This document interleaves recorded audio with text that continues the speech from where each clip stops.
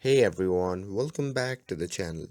In today's video, I'll show you how to check how many devices are signed in with your Apple ID. Well, this is super useful if you want to manage your connected device or ensure no unauthorized logins. So now without further ado, let's get started.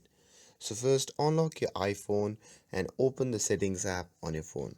And here once you have opened the settings, simply tap on your Apple ID name at the top and this will take you to Apple ID settings where you can manage your account.